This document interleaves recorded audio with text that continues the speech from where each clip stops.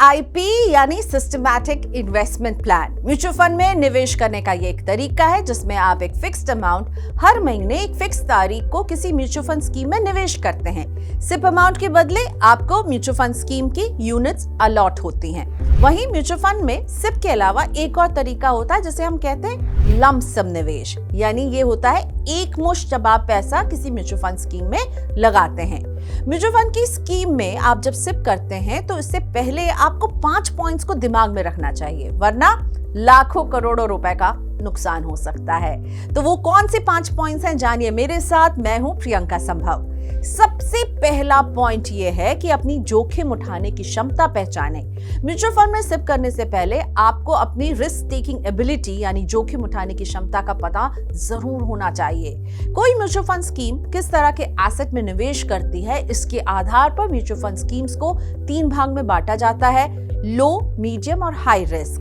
निवेश पर कम रिस्क चाहने वाले लोग डेट म्यूचुअल फंड जैसा एक ऑप्शन चुनते हैं। थोड़ा बहुत रिस्क उठाने की आपको क्षमता है तो आप बैलेंस्ड फंड लेते हैं जिसमें आपको इक्विटी डेट दोनों का मिक्सचर मिलता है, या फिर लार्ज कैप इक्विटी फंड में सिप करते हैं। जबकि ज्यादा रिटर्न के लिए, ज्यादा रिस्क उठाने के लिए आपको रेडी रहना है तो आप स्मॉल कैप या थीमेटिक फंड्स में सिप कर सकते हैं। अब आते हैं दूसरी बात, फाइनेंशियल गोल और ड्यूरेशन की पहचान सिप शुरू करने से पहले बहुत जरूरी है।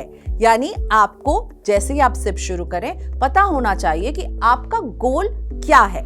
मतलब आप किस लिए ये सिप करना चाह रहे हैं। बच्चे की पढ़ाई है ये गोल, शादी के लिए आप बचा रहे हैं, घर खरीदना चाहते हैं, या फिर रिटायरमेंट जैसी जो भी फाइनेंशियल गोल आप रखते हैं उसे सामने रखकर आपको अपना निवेश चुनना चाहिए।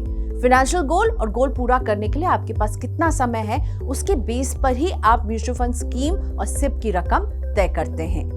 तीसरी बात जिसका ख्याल रखना है, सही म्यूचुअल फंड स्कीम का सिलेक्शन। निवेश के लिए अगर आप सही म्यूचुअल फंड स्कीम नहीं चुनेंगे तो फंस जाएंगे। कई बार हम दोस्त, रिश्तेदार या किसी परिचित या ऑफिस कलीग के कहने पर निवेश कर देते हैं और गलती कर बैठते हैं। इसका असर आपके निवेश के रिटर्न पर पड़ता है। इस एक उदाहरण से मैं आपको समझाती हूँ। चलिए आपको एक हम एग्जाम्पल से समझाते हैं कि जब आप किसी और के इन्वेस्टमेंट को कॉपी करते हैं तो कितना नुकसान आपको उठाना पड़ सकता है।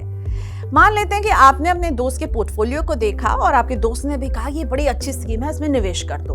आपने उठाए 25,000 रुपए और हर महीने की सिप शुरू कर दी एक डेट म्यूचुअल फंड में। तो कीवर्ड है कि 25 साल आपका टाइम फ्रेम है। आपने 25 साल के लिए चुना है डेट म्यूचुअल फंड क्योंकि आपके दोस्त को अच्छा रिटर्न मिल रहा है और डेट म्यूचुअल फंड पर 7 से 8% सालाना तक का रिटर्न मिल सकता है। अब देखते हैं सिप कैलकुलेटर हमें क्या बताता है कि 25 साल के बाद क्या होगा।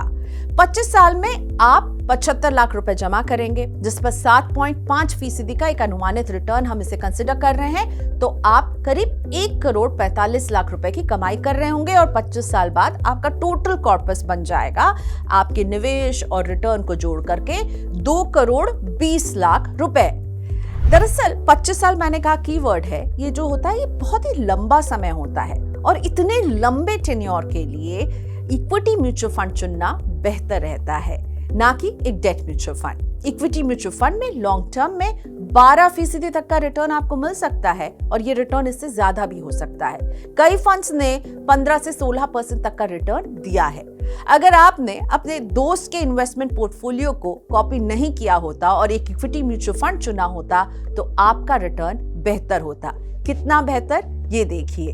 सिप कैलकुलेटर में जब हमने ये नंबर्स डाले तो इक्विटी म्यूचुअल फंड में 25,000 रुपए की सिप आप 25 साल के लिए करेंगे, आपका इन्वेस्टमेंट होगा 75 लाख रुपए।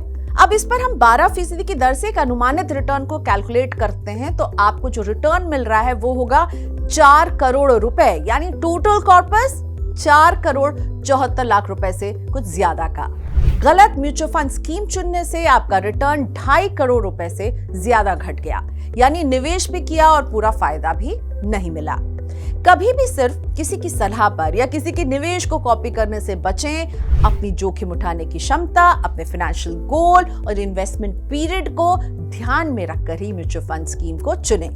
अब बढ़ते हैं सबसे इंपॉर्टेंट पॉइंट की तरफ और हम आ गए हैं 4th पॉइंट पर, स्कीम का परफॉर्मेंस।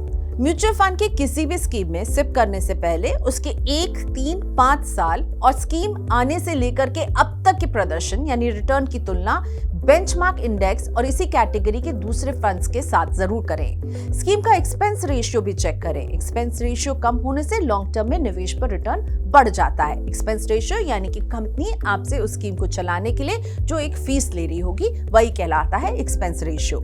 पांचवी और आखिरी बात सबसे अहम है कि बाजार के उतार चढ़ाव से घबराएं नहीं। सिप करने से पहले आपको ये बात माननी होगी कि बाजार में उतार चढ़ाव होगा और इस आधार पर आपका निवेश भी ऊपर नीचे होगा। बाजार के उतार चढ़ाव से घबरा कर ये ना करें कि सिप रोक दें, पैसे निकाल लें, निवेश जारी रखें या नहीं, इसको लेकर के फंस जाएं। घबरा कर म्यूचुअल फंड स्कीम से निकलना आपको भारी नुकसान करवा सकता है। तो उम्मीद करते हैं कि आप जब भी म्यूचुअल फंड सिप शुरू करेंगे इन पॉइंट्स का ख्याल रखेंगे और एक बेटर इन्वेस्टर बनेंगे। वैसे सही म्यूचुअल फंड स्कीम चुनने के लिए आप सेबी रजिस्टर्ड इन्वेस्टमेंट एडवाइजर की मदद ले सकते हैं।